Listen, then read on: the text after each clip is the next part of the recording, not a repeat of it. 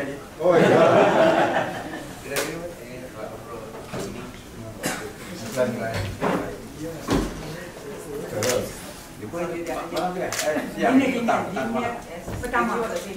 Pertama. Yes, aku jadi apa?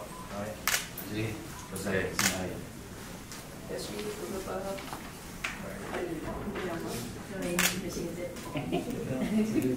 Malaysia Gazette dengar? Ini kat Malaysia Gazette dengar. Nama.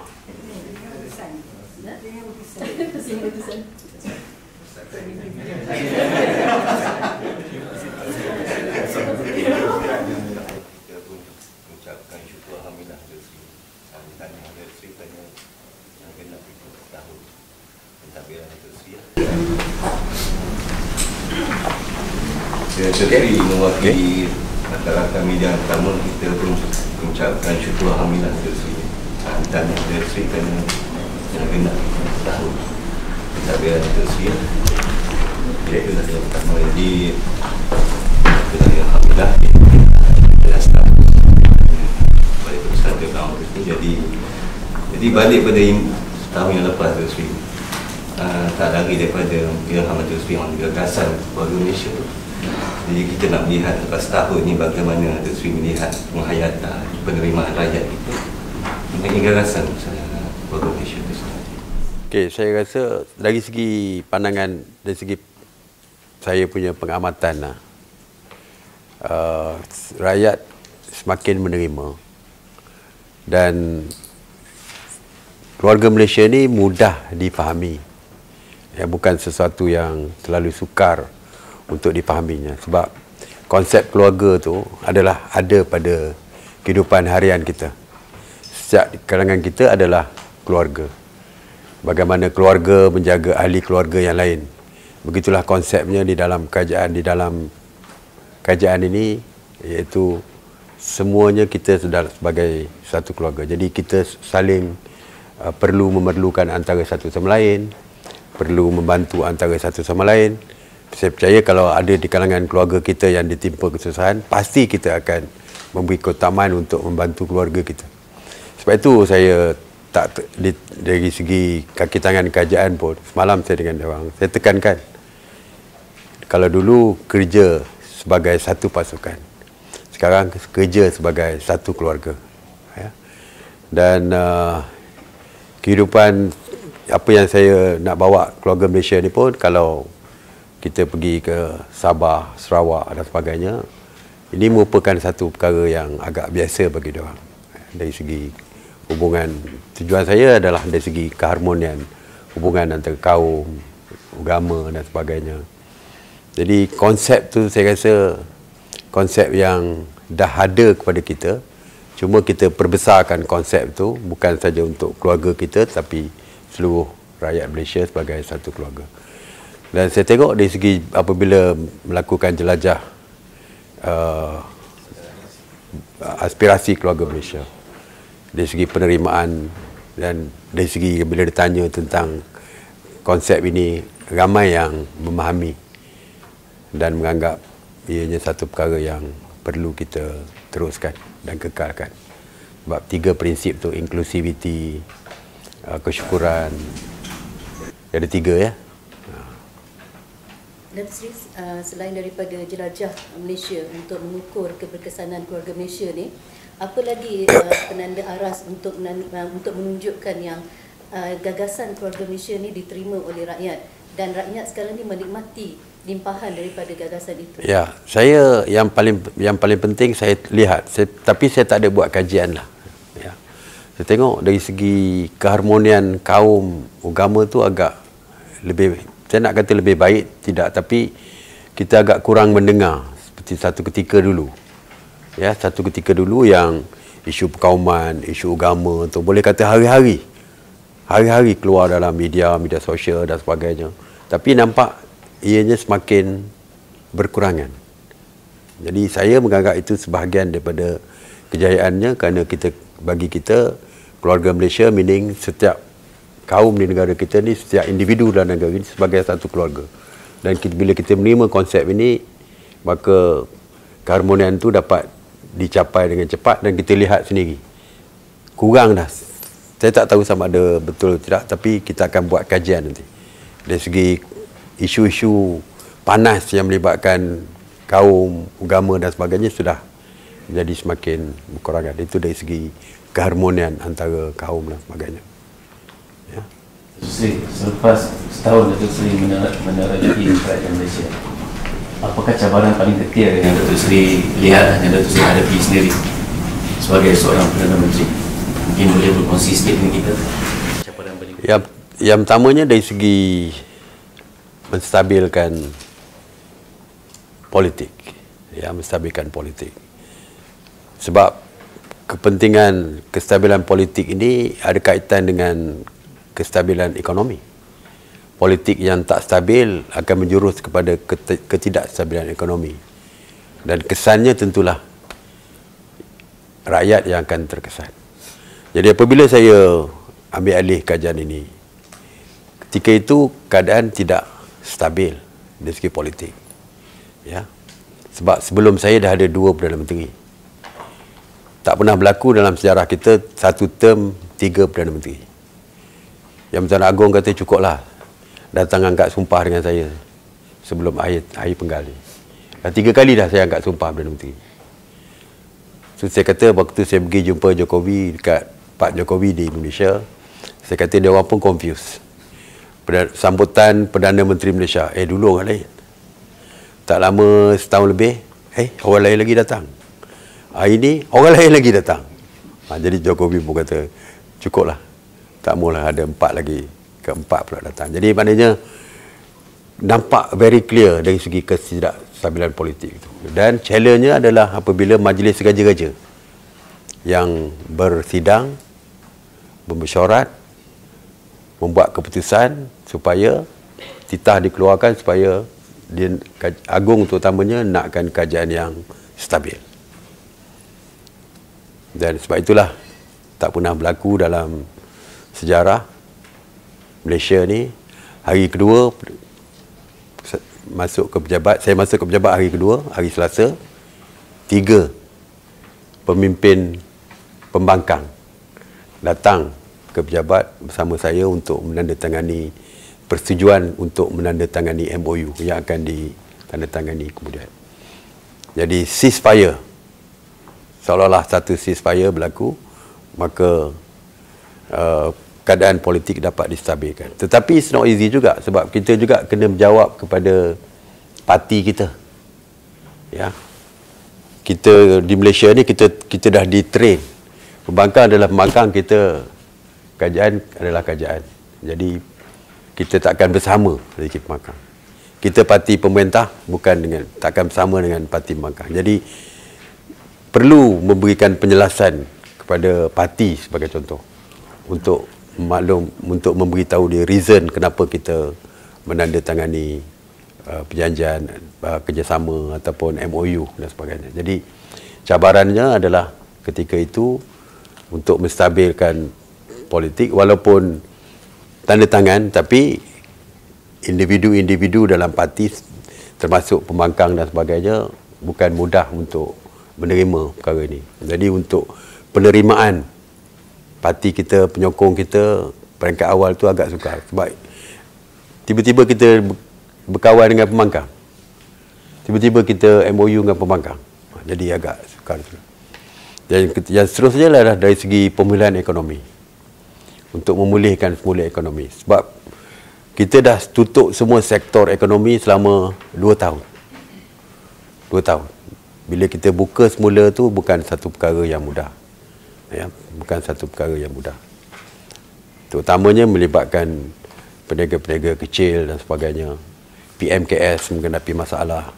Ya, dia baru buka perniagaan. Dan bila kita dah berbagai-bagai insentif kita bagi dan sebagainya untuk bantu mereka, tiba-tiba berlaku pula perang Russia Ukraine yang memberi kesan pula kepada segala agenda perancangan kita dari segi pemulihan ekonomi dan sebagainya. Jadi agak sukar pada peringkat awal, tapi alhamdulillah lah kalau kita tengok announcement yang dibuat oleh Bank Negara, Dari segi KDNK kita the best in Southeast Asia, di Asia Tenggara ini, dan berbanding dengan kuasa-kuasa besar yang lain yang kuasa ekonomi dulu seperti China, Jepun, Amerika, EU, kita jauh lebih tinggi dari segi KDNK. Pengangguran ini merupakan satu perkara yang sangat besar, tanggungannya untuk kita pulihkan balik. Alhamdulillah kita dah back kepada zaman sebelum pandemik, iaitu 3.8%. Kalau 3.8%, mana bawah 4 ni dianggap sebagai guna tenaga penuh lah, ya. Dari segi on paper lah, walaupun sebenarnya ramai lagi yang, tapi on paper kita dah melebihi kurang daripada 4%. Jadi ini satu pencapaian yang baik. Begitu juga dari segi trade, FDI dan sebagainya, keep coming masuk ke negara kita. Trade kita dah melepasi 2 trilion ringgit, yang highest, yang tertinggi setakat ini. Jadi walaupun keadaan ekonomi dunia tak pulih, tapi walaupun kita tidak boleh dikatakan pulih sepenuhnya, tetapi kita boleh nampak dari segi perkembangan dan sebagainya. Dari segi growth pun kita jangkakan lebih kurang 5.3 to 6.3% jangkaan kita, walaupun IMF meramalkan seluruh dunia lebih kurang 3.2% growth saja. Jadi kita adalah lebih baik daripada tempat lain, tetapi ialah banyak perkara lagi yang perlu kita lakukan. Itu dari segi teori, numbers, tapi actualnya di bawah kita tahu orang miskin tu masih lagi, kesukaran tu masih lagi terasa. Ramai orang kata tak mampu, tetapi mengherankan juga dari segi peruncitan ataupun retail, this year the highest dari segi numbers. Mana orang masih berbelanja dengan banyak, lebih daripada dulu. Tapi itu tidak menjadikan kita, numbers itu tidak menjadikan kita menganggap bahawa semua orang senang seperti yang numbers yang tertulis itulah. Sebab tu saya kata 3.8%, 4% dianggap guna tenaga penuh. But yet kita tahu ramai yang masih nganggur. Yang lebih penting bukan setakat pengangguran, tapi pendapatan yang diterima mungkin tak setimpal daripada kerja yang dilakukan. Jadi banyak lagi yang perlu kita fokuskan. Di pertandingan Datuk Seri ada kurang lebih setahun saja lagi baki untuk ni. Datuk Seri rasa macam mana, perlu diberi tempoh untuk meneruskan lagi ataupun perlu dapat mandat baru dari awal? Ini satu soalan yang susah nak jawab. Kalau saya kata lama lagi, marah parti saya. Parti saya nak cepat. Cuma saya dah sebut tadi beberapa kali, banyak pertimbangan lah sebelum kita buat keputusan. Pertimbangan. Yes, rakyat perlu diberikan ruang untuk memilih kerajaan yang baru. Sebab dah berubah 3 kerajaan, ada yang mengiktiraf, ada yang tak mengiktiraf. Better pulangkan balik mandat ini kepada rakyat. Ya, tetapi isu pun banyak dan saya kata perlu diselesaikan. Isu masih lagi terlalu banyak perlu diselesaikan. And then isu yang saya sebut adalah dari segi ekonomi, dari segi pendapatan, pekerjaan. Walaupun di antara Januari sampai sekarang kita dah provide 400,000 jobs kepada rakyat kita, tetapi seperti saya kata, dari segi upah 1,500 tu sesuai ke tak sesuai, mungkin perlu ditingkatkan lagi. Setengah-setengah tu mengatakan tak mencukupi. Jadi banyak perkara yang isu yang belum diselesaikan. Isu LCS baru timbul, tak tahu apa kesannya, tak tahu apa akan jadi dalam masa 1 bulan 2 bulan daripada sekarang. Itu isu yang terkini, tetapi itu yang mungkin menyebabkan kita kata lewatlah pilihan raya, selesai isu.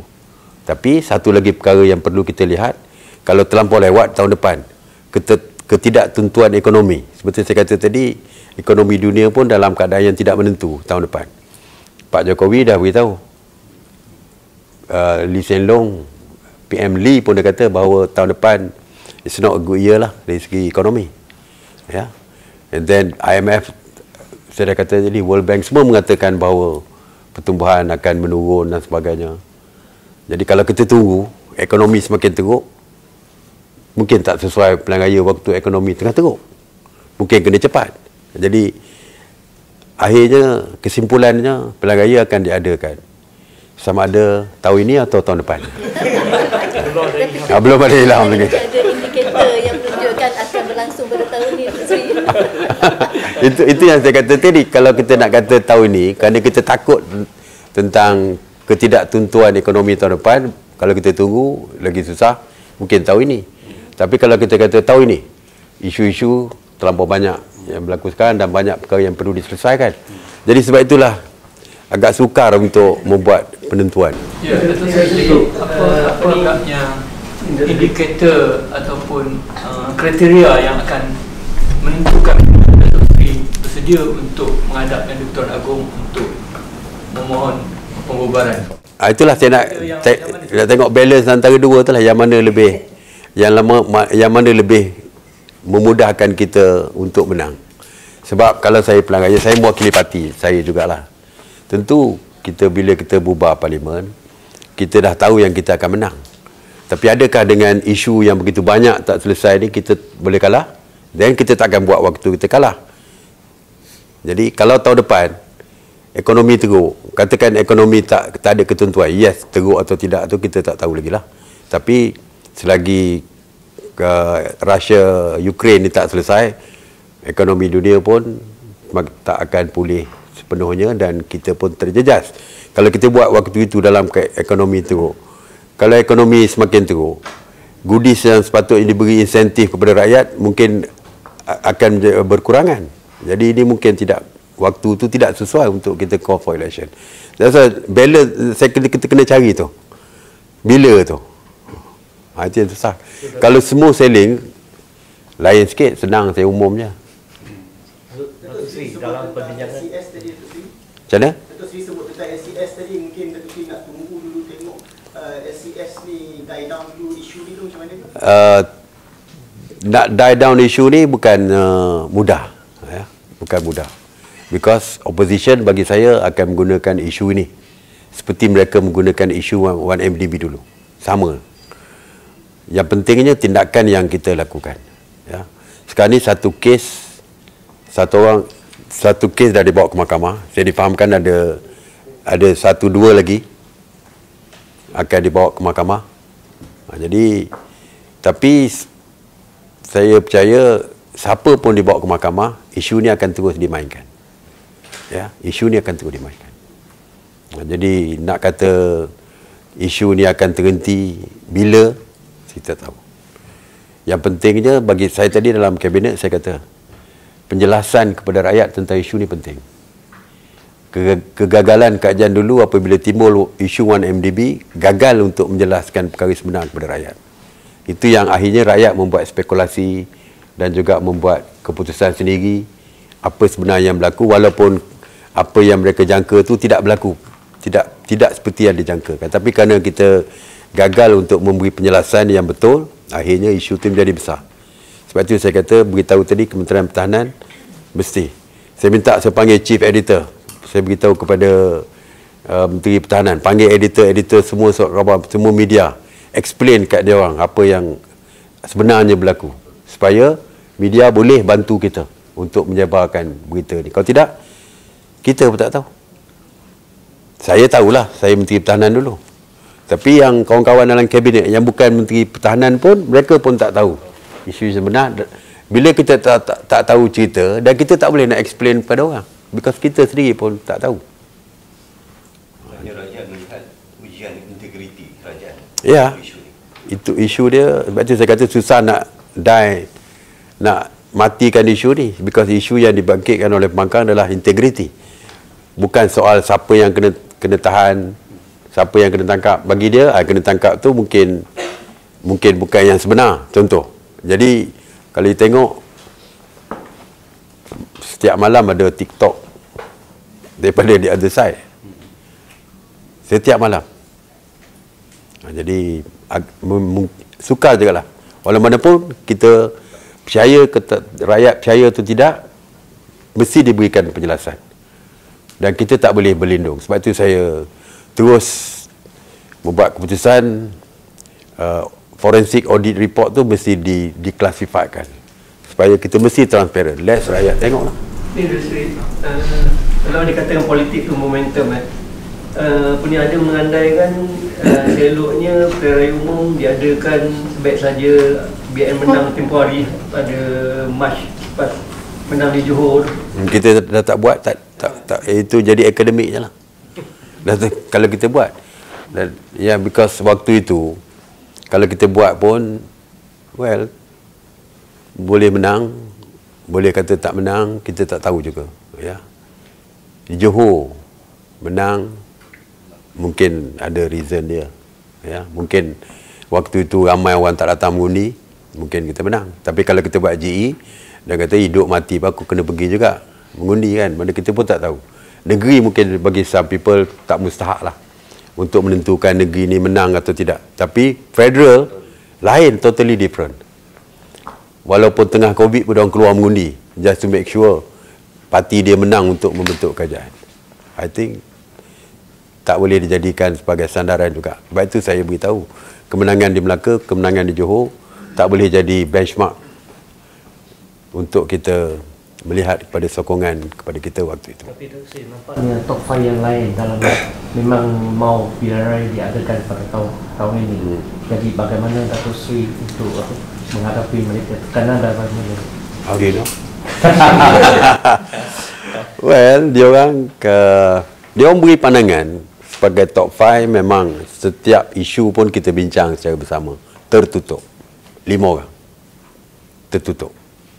Jadi semua orang boleh kemukakan pandangan, tapi akhirnya semua orang faham, akhirnya Perdana Menteri lah yang ada kuasa untuk menghadap Yang di-Pertuan Agong untuk memohon untuk membubarkan.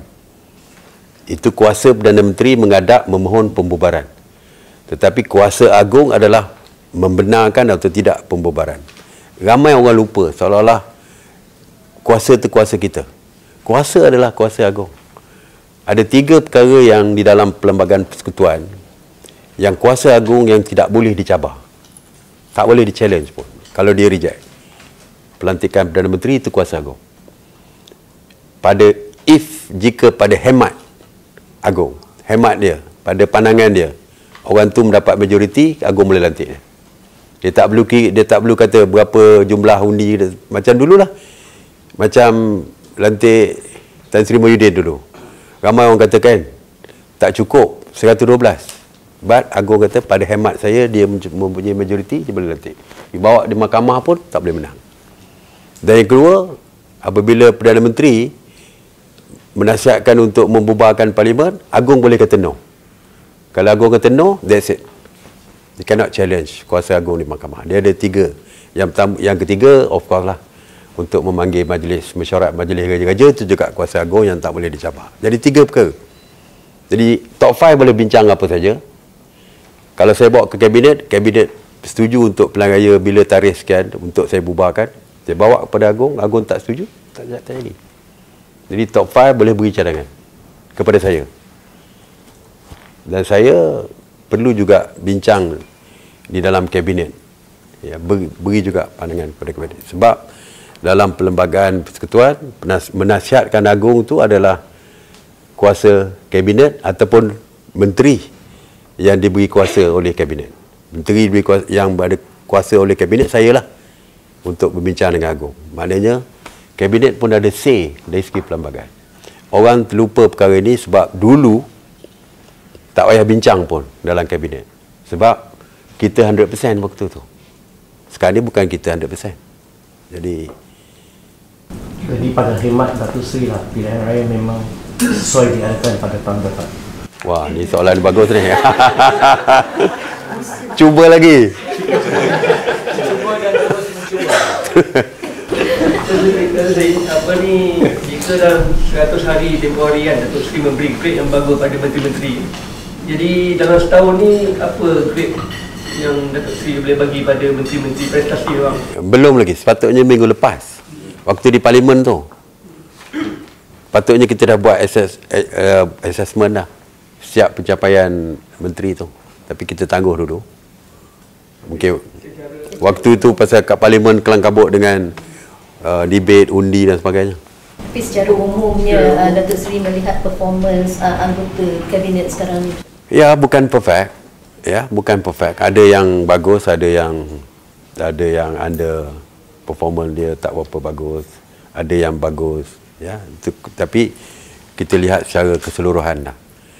Ya, kalau kita lihat yang isu-isu dapat kita selesaikan dengan baik, tentulah kesan daripada keseluruhan pentadbiran tu. Pakai contoh, isu ayam. Dulu kecoh. Harga ayam sampai RM13. Sekarang ni harga ayam dah turun. Minyak masak, harga turun. Besi semakin turun. Jadi, dan kejayaan-kejayaan saya sebut tadi dari segi ekonomi dan sebagainya. Jadi, kita tengok kajian ni biar secara menyeluruh, bukan setakat individu-individu di dalam kabinet.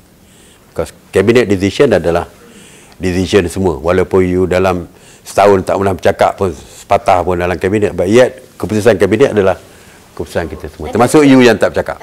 Dah tak ada lah contoh. Contoh kan. Menteri, dengan anggota yang kabinet yang daripada pelbagai parti yang kita tengok kan, bila join PRK, diorang lain, tapi bila masuk kabinet lain, adakah terdapat untuk engkar ke dengan arahan PM ke, ataupun memberi report yang tak betul-betul ke, ataupun berlaku sabotaj ke? Tak ada. Kita very professional. Isu kita bincang dan luluskan secara bersama. Tak ada yang komplain. Sebab isu yang kita bincangkan bukan isu parti. Isu rakyat, isu negara, isu ekonomi. Jadi apa yang kita buat adalah berdasarkan untuk negara. Parti mungkin berbeza. Okey. Lagipun saya tak sukar sangat sebab individu yang ada dalam kabinet tu semua individu yang pernah bersama pun. Menteri-menteri bersatu. Setengah tu memang sama saya dalam kabinet Barisan Nasional dulu. Menteri GPS memang dalam Barisan Nasional dulu. PBS, Max, dia sama saya dalam BN dulu. PAS, walaupun tak pernah sama saya dalam kajian dulu, tapi 22 bulan saya jadi ketua pembangkang, dia orang bawah saya. Saya ketua pembangkang tu PAS, dengan saya lah GPS. Jadi kita dah ada chemistry sebenarnya. Cuma parti je berbeza. Tapi dari segi chemistry tu ada, mudah kita kenal. Jadi taklah sukar sangat. Lebih-lebih lagi saya kata tadi, dalam kabinet kita tak cakap soal parti pun. Soal negara, soal rakyat. Jadi selepas tahun ni Datuk Seri merasakan perlu ke Datuk Seri mendapatkan seorang timbalan Perdana Menteri? Itu biarlah dulu. Setakat hari ni seperti kita tahu, saya dah ada 4 Menteri Kanan yang membantu saya. Maknanya seolah-olah ada 4 timbalan Perdana Menteri tu kan. Seolah-olah je lah, walaupun tidak. Benefit yang mereka perolehi hampir sama. Ada rider, ada body, macam-macam lah. Lebih kurang TPM juga. Jadi setakat ini tidak membebankan saya lah tanpa timbalan Perdana Menteri, kerana 4 Menteri Kanan saya tu dah pun mewakili parti yang parti yang dah ada. Cuma PAS je tak ada. Kalau tidak PAS pun boleh demand lah. Kenapa ada UMNO? Kenapa ada GPS? Kenapa ada 2 bersatu? Why? Patutnya satu bersatu, satu PAS, satu UMNO, satu GPS. Tapi PAS tak pernah timbulkan isu ni. Jadi saya rasa maknanya semua orang menerima lah. Ada sedikit kelebihan dan kekurangan tu. Jadi saya tak nak isu-isu yang perkara-perkara yang boleh kita selesaikan menjadi isu besar yang boleh merosakkan hubungan antara kita. Tapi yang cakap banyak tu orang di luar lah. Yang dalam kabinet ni tak pernah timbul isu pun. Part 2 to the earlier question. How did you, in this 1 year, with your experience, how did you manage where you want to go, where your party wants to go, and where your cabinet wants to go, if they are moving in different directions? How have you been managing it? Cabinet, I think for sure lah akan go different direction. For sure, I think. Because party already make a decision. Kita akan go solo. Meaning, go solo, maknanya kita akan pergi sendiri, tentu sajalah. Tidak akan bersama dengan, dari segi direction kita dah clear dah. Maknanya kita akan bersama dalam kerajaan seperti ini sehingga pilihan raya. Setakat hari inilah. Tapi direction parti, saya tak boleh nak cakap lebih lah. Sebab saya nombor 3. Saya ada bos. Jadi, parti direction biar itu soalan tu perlu kepada presiden parti saya. Ya. Datuk Sri, untuk mengelakkan Datuk Sri menjadi Perdana Menteri dalam tempoh paling pendek, ramai yang menjagakan kewajaran Datuk Sri bubarkan parlimen tu tahun depan agar tempoh lebih 17 bulan compare dengan sebelum. Maknanya kalau sampai bulan 7 tu, bagi saya pendek atau panjang tu tak penting. Panjang 20 tahun pun kalau tak ada apa benefit kepada rakyat, kepada kerajaan pun tak ada mana juga.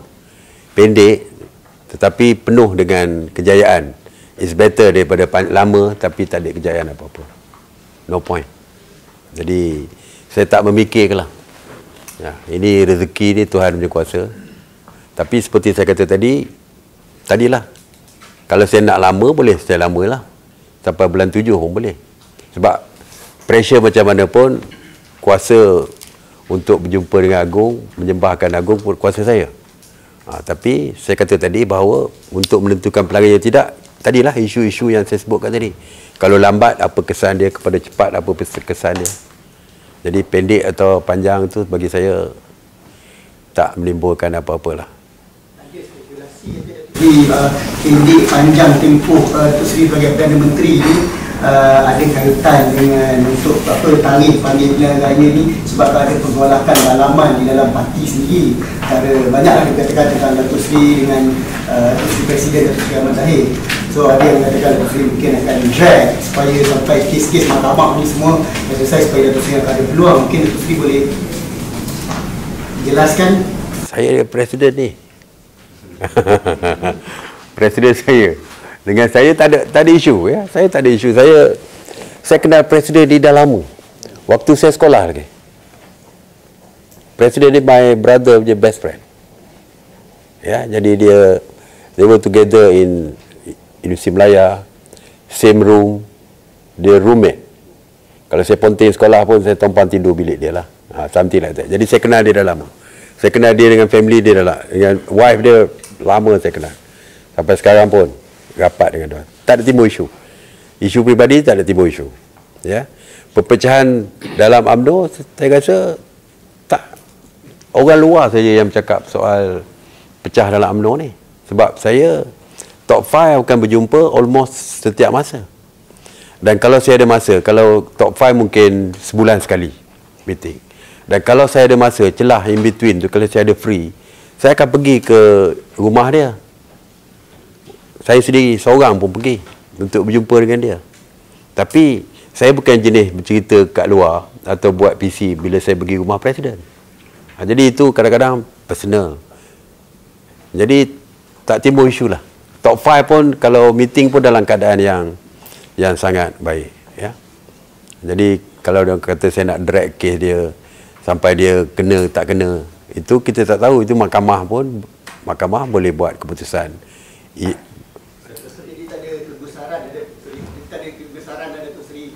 Yang kata spekulate mungkin jadi macam Johor yang order barang lain sampai saya very simple ya. Saya jadi Perdana Menteri ni tak pernah terlintas dalam fikiran saya. Dan saya tak pernah rancang pun. Macam mana saya nak rancang? Saya jadi ketua pembangkang. Mana saya nak jadi Perdana Menteri sebagai ketua pembangkang? Jadi saya kira sampai habis pilihan raya lah. Tiba-tiba oleh kerana waktu itu tujuan membentuk kerajaan itu adalah untuk menjatuhkan kerajaan PH yang didominate oleh DAP. Jadi kerana tujuan kita, nawaitu kita hari itu adalah untuk tolak kerajaan PH yang didominasikan oleh DAP kerana banyak sangat kerosakan yang berlaku ketika itu. Sebab itu kita kata okeylah, kita join lah kerajaan ini. Walaupun bukannya kita bersahabat dengan kerajaan waktu tu, dia di other side, bersatu sebelah sana. Dalam kerajaan, saya sebelah sini, Mangkang satu sebelah sana. Tapi akhirnya kita boleh join kerana tujuan yang tadi. Jadi, jadilah kerajaan. Bila jadi kerajaan, Tan Sri Mahyudin sebagai Perdana Menteri. Mana pun saya fikir saya nak jadi, tak fikir timbalan Perdana Menteri pun. Jadi Menteri Pertahanan je lah. Jaga COVID pula tu. Busy, jaga COVID. Tak pernah fikir pun nak jadi apa-apa. Pilihan raya lambat lagi. 2023. Waktu itu 2020 kan. Jadi tak pernah fikir. Tapi Tuhan punya kuasa, tiba-tiba lantik saya jadi TPM. Tak menjamin apa-apa lagi. Saya kira sampai pilihan raya lah kot. Kalau sampai pilihan raya, tapi waktu tu ramai kata suruh berhenti dan sebagainya. Tapi tak fikir apa-apa lagi. Suddenly it happened. Terus Tan Sri Mahyudin berhenti kerana pressure dan sebagainya. Dan kebetulan waktu itu dari segi hierarkinya saya timbalan Perdana Menteri. Kalau saya Menteri Kanan waktu itu mungkin orang lain. Tapi kerana saya dah timbalan Perdana Menteri walaupun hanya 42 hari, saya yang paling singkat sebagai timbalan Perdana Menteri 42 hari. Tiba-tiba Tan Sri Mahyudin berhenti dan dari segi hierarkinya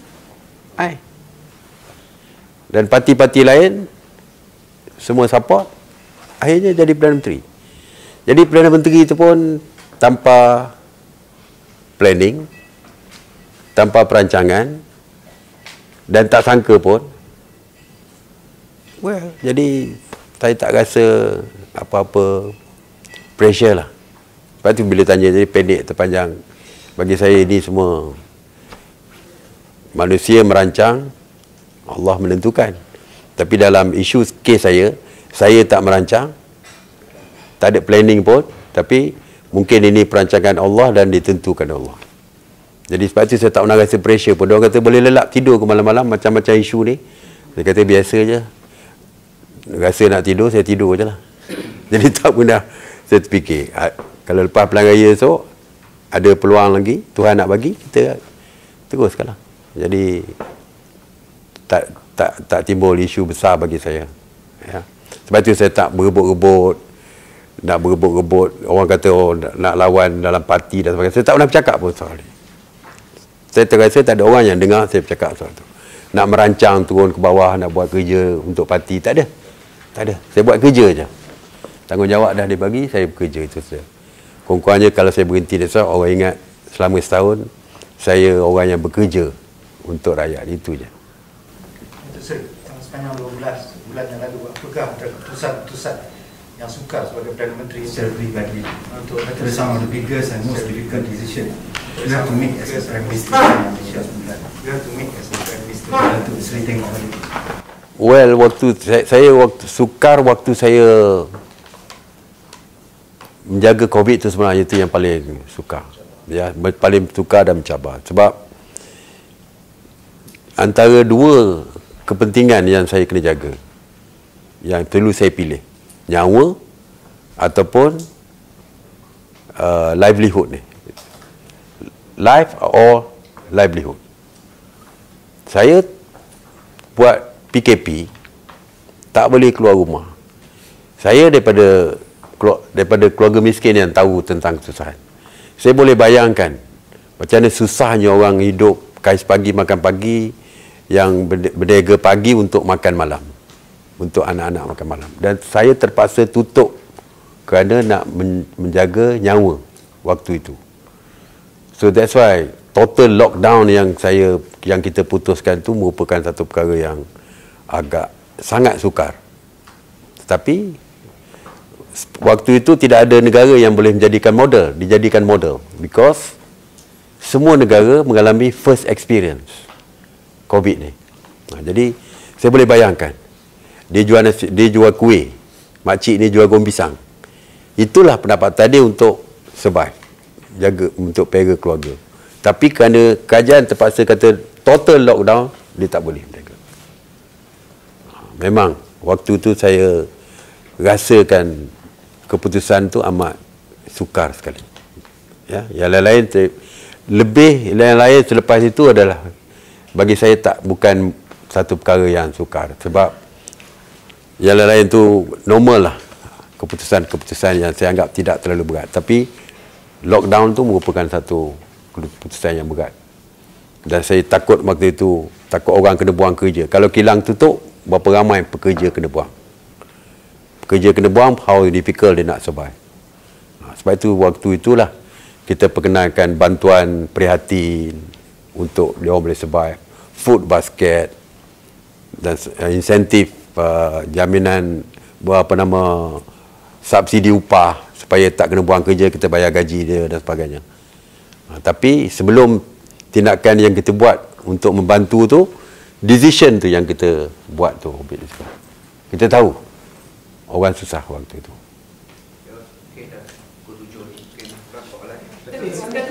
Awin.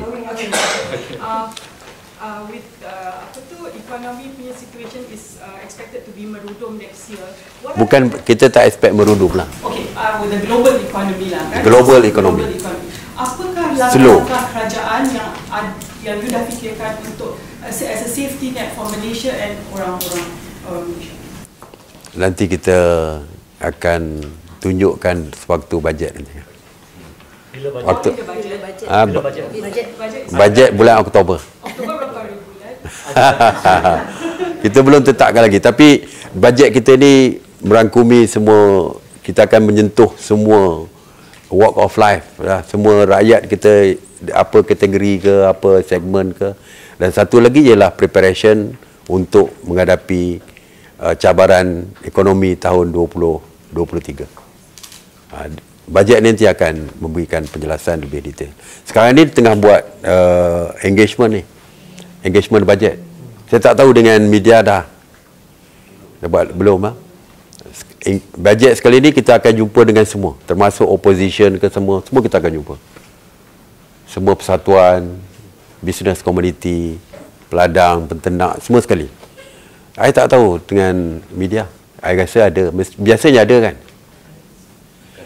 Bajet consultation yang 300-400 orang tu ingat minggu depan kot di MOF. Isnin depan. So the budget tu adalah untuk semua rakyat lah, ada semua, everybody.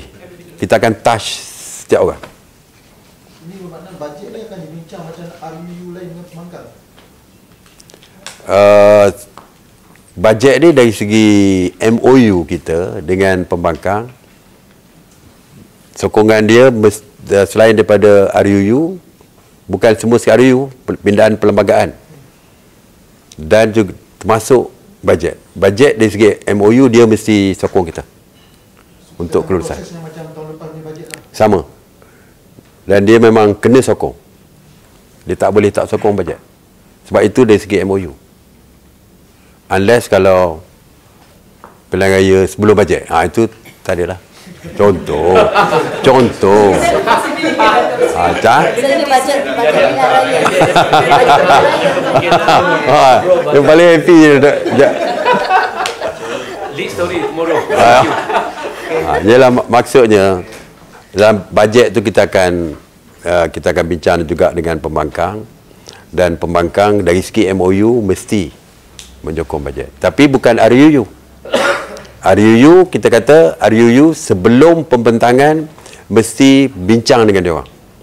Kalau bajet itu dalam MOU, kalau perlembagaan dia kena sokong. Kalau bajet dia kena sokong. Tapi kalau RUU macam SOSMA itu lagi, dia tak sokong.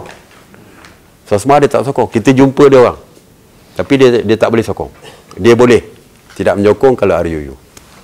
Dia boleh. Di bajet pilihan raya disebut bajet pilihan raya. Kalau bajet pilihan raya, lepas bajet baru pilihan raya. Elok juga tu, saya boleh fikirkan. Okey. Yang paling efektif lah, PM paling efektif. Jadi boleh jangka tak kalau Datuk Seri sambung jadi PM lagi next term, reform apa Datuk Seri nak buat? Boleh tak sikit? Mungkin apa kita cross the bridge dulu lah. Kita cross dulu, baru tu nanti orang kata belum tahu apa-apa lagi dah berangan dah dia. Jadi biar kita tunggu dulu.